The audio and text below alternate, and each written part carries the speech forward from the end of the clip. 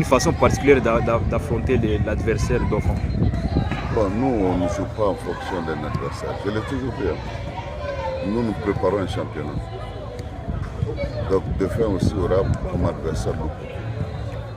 Tout le monde est passé, mais cette fois-ci, c'est Lupopo qui est là aussi. Mais nous, on ne tient pas compte de cela. Nous avons préparé une équipe pour toutes les échéances possibles, quel qu'en soit l'adversaire. Donc ça, cela nous...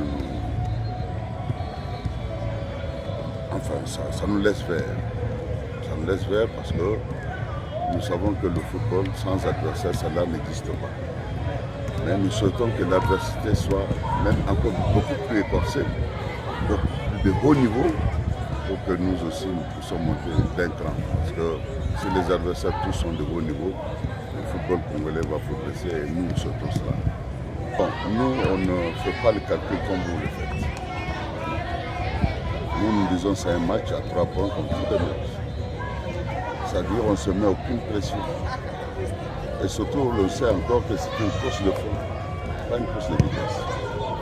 Donc nous gérons les matchs, comme je l'ai dit, toutes les péripéties, avec certainement beaucoup de calme, de sérénité, mais surtout d'envie, et c'est ce qui est important pour nous. Bon, je crois que c'est un sujet qu'on ne va pas débattre ici, parce que pour moi, le sujet c'est demain, le match.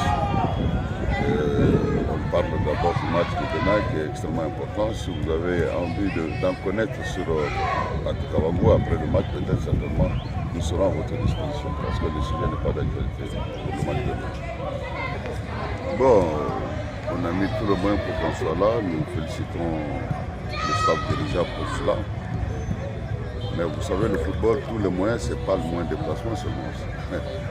Quand vous dites tous les moyens, c'est un peu difficile à expliquer cela, parce que tous les moyens, moi je dis sincèrement, on peut trop parler.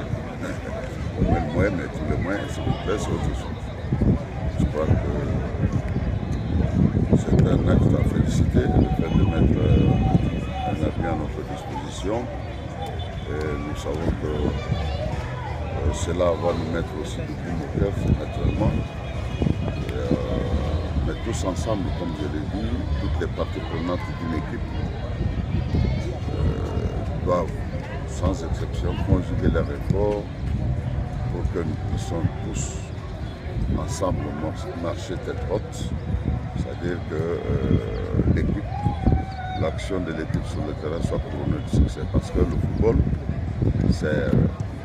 le résultat, c'est l'action collective.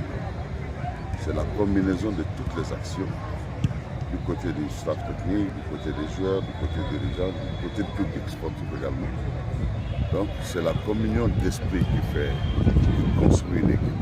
C'est en cela que j'en appelle toujours à l'esprit d'équipe et je l'appelle à la culture de club que nous devrons forcément positiver, que nous devrons forcément améliorer pour que Lupopo reste toujours parmi les grands. Je vais essayer un peu de vous faire reculer dans l'histoire. Demain, vous allez affronter une équipe qui est dirigée par l'un de vos anciens joueurs, Guilou Sadissou. Vous aviez entraîné Guilou Sadissou au début des années 2000, si je ne dis pas de bêtises. Ça vous fait quoi de voir d'abord cet ancien joueur qui est passé sous vos mains, évoluer jusqu'à ce niveau, qui a pu faire qualifier comme dauphin jusqu'à l'étape de play-off? Et ça va également vous faire quoi de l'affronter hier, plutôt demain, comme cette fois adversaire ou collègue coach, mais sur le banc adverse? Vous savez, quand vous mettez au monde un papa, vous avez un enfant qui